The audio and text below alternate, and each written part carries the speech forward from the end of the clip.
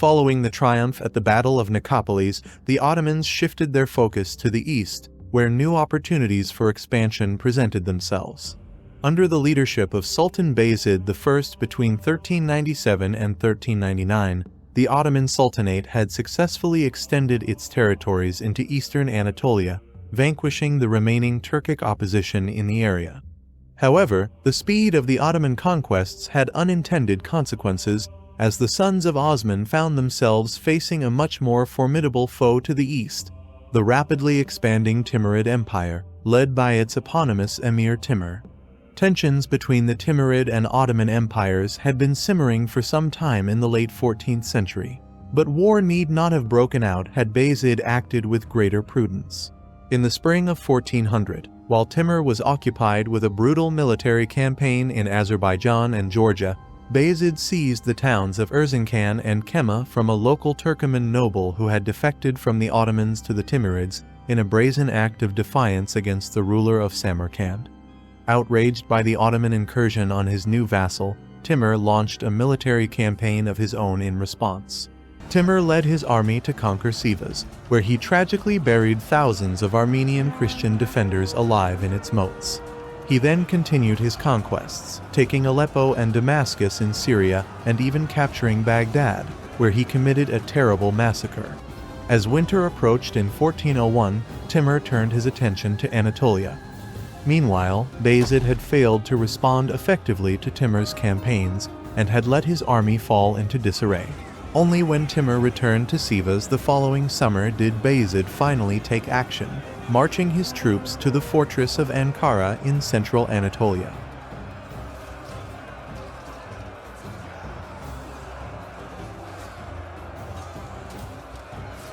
During the spring of 1402, Timur held an impressive display of his military might in Sivas, where he had instructed his troops to gather for their final preparations for the upcoming campaign against Bayezid.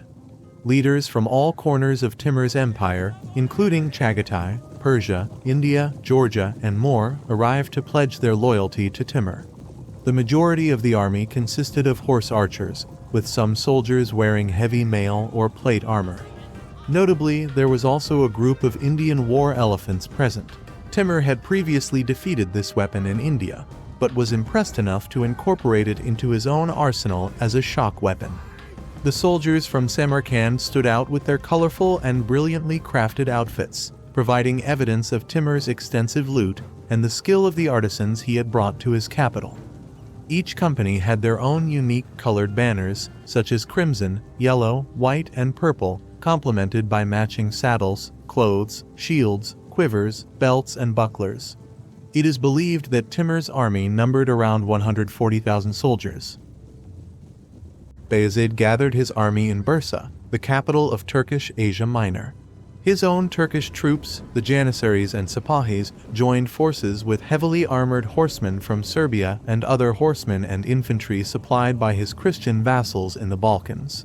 Additional warriors from various principalities in Asia Minor, possibly equal in number to the European forces, also arrived. Bayezid levied a contingent of Kipchak Tatars from Crimea and many more Turkic cavalry from Anatolian territories, including Turkmen from recently reconquered emirates. Unfortunately, there were no troops from Egypt as Faraj had ignored Bayezid's appeal for assistance. Bayezid's army numbered around 85,000. Bayezid marched his army eastward from Bursa, taking a road that passed through the defiles and valleys around Tukat. This route was the quickest way to the eastern provinces of Asia Minor, but Timur was expected to approach from that direction. Timur, however, allowed Bayezid to make the first move, knowing that Bayezid's impatience might lead him to make a reckless decision. Instead of heading westward to meet Bayezid head-on, Timur took a longer, more leisurely route along the Halis River. This path offered abundant resources for his men and horses and would ultimately allow him to ambush Bayezid's army from behind, blocking any possible retreat for the Turks in the event that Timur emerged victorious. After marching for 6 days from Sivas, Timur and his army had covered half the distance to Ankara, arriving at Caesarea to rest for 4 days. They then rode for 4 more days to reach Kurshar, followed by another 3 days to Ankara. Timur pushed his men to march faster in an effort to surprise the Turks. Upon arrival, he took over the camp that Bayezid had left less than 2 weeks prior, fortifying it with ditches and palisades while cutting off the water supply to the city. Timur was preparing for the final assault on the city's walls when he received news that Bayezid had turned his army around and was approaching from the east. The journey back to Ankara became a harrowing ordeal for Bayezid and his troops. Exhausted from their previous travels, the Sultan received news that Timur had outmaneuvered him and was likely in control of his camp. Fearing the worst, Bayezid ordered his men to retreat to Ankara. As they marched, their dire situation worsened as they realized all possible sources of water had been destroyed by Timur. The Turkish army was left in a state of desperation, with tired and thirsty soldiers facing a bleak future. The battle was lost before it even began for them.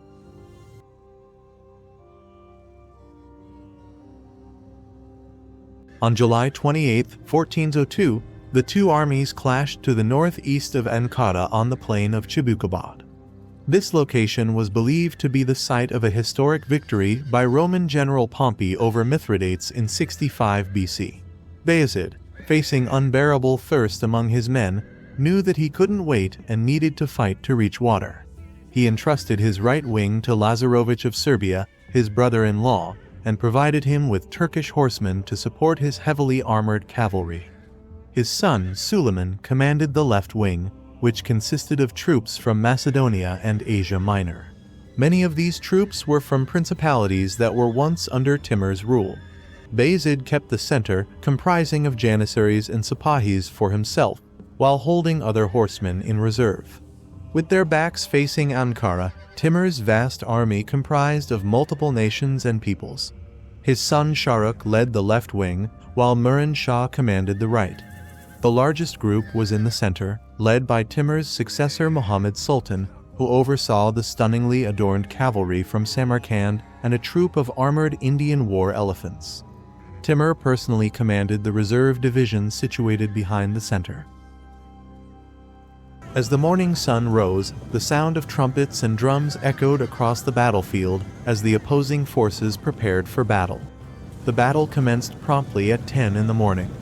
On the Ottoman right flank, Lazarovich's Serbs displayed incredible courage and skill, putting up a fierce fight against Shahrukh's forces. The Serbs managed to gain ground and started pushing back their enemies. However, their zeal caused them to venture too far ahead of their allies, and they were soon recalled to avoid being caught off guard by enemy reinforcements. The Serbs had to fight their way back through a hail of arrows and swords, suffering severe casualties in the process. This encounter highlights the exceptional strength of Bayezid's command and his sound judgment in recalling the Serbs before they suffered irreparable damage. The clash between the Ottoman Empire and Timur's army was a fierce and intense battle. On the left wing of the Ottoman army, Bayezid commanded an attack, which was supported by his Anatolian cavalry. Despite their courage and determination, the horsemen were met with a hailstorm of arrows and Greek fire, which caused chaos and confusion. The Ottoman army suffered heavy losses of around 15,000 men. Seizing the opportunity, Timur ordered an attack that forced the Turks of Asia Minor under Suleiman to give up their ground immediately.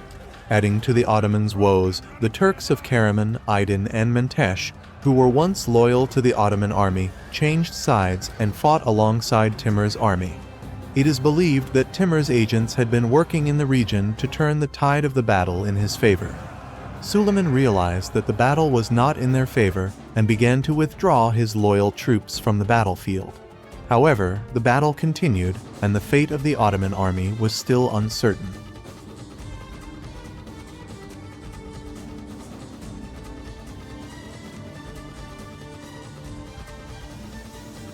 Bayezid, the valiant Ottoman Sultan, stood resolute at the forefront of his janissaries, a formidable force that formed the backbone of his army.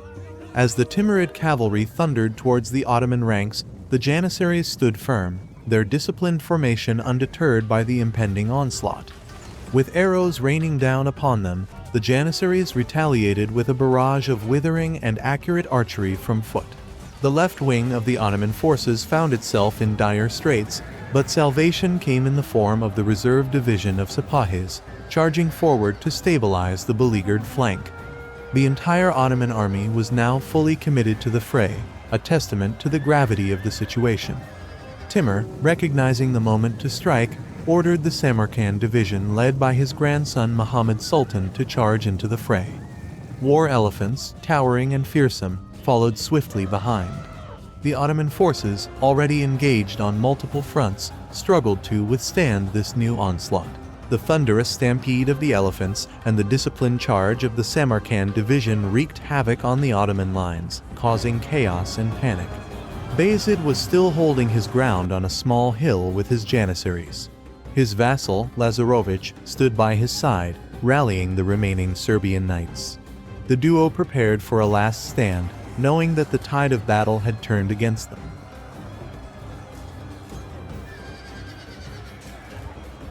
Lazarovich, fearing for Bayezid's safety, pleaded with him to retreat, but the Sultan refused to abandon his post. As the day wore on and the sun dipped towards the horizon, the Ottoman forces fought fiercely.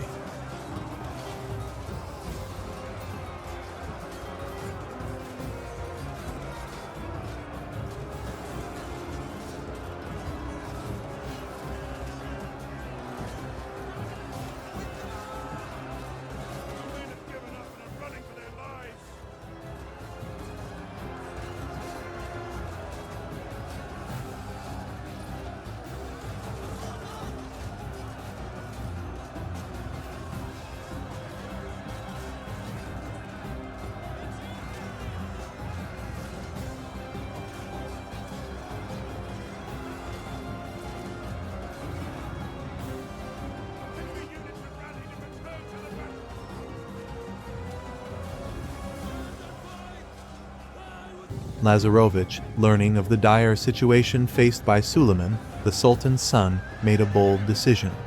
He led his horsemen in a daring charge, cutting through the enemy lines to reach and rescue Suleiman. The vassal covered the retreat of the Sultan's son, displaying unwavering loyalty in the face of adversity. In the center of the battlefield, the last remnants of the Ottoman forces fought desperately. Bayezid's Janissaries and Sipahis, fueled by sheer determination, clashed furiously with the Timurid forces. The air was thick with the smell of blood and the cries of the wounded.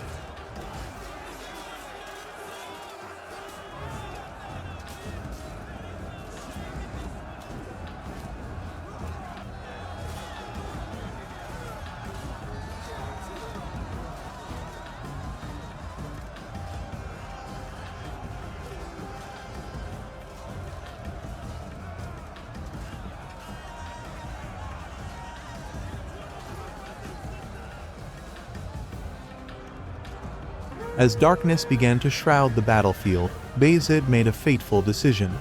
Realizing the dire straits of the Ottoman forces, he attempted to flee the chaos. However, his escape was thwarted when his horse was struck down, and he found himself taken captive by the relentless Timurids. After being captured and subjected to great humiliation by Timur, Bayezid spent his remaining months in captivity, and is said to have passed away in March 1403. The consequences of Bayezid's capture were severe, as Asia Minor suffered considerable devastation and his conquests in Anatolia were returned to their former lords. Additionally, a civil war broke out among Bayezid's 4 sons. Timur continued his campaign by capturing Smyrna and receiving tribute from the Sultan of Egypt and Byzantine Emperor John, before returning to Samarkand in 1404.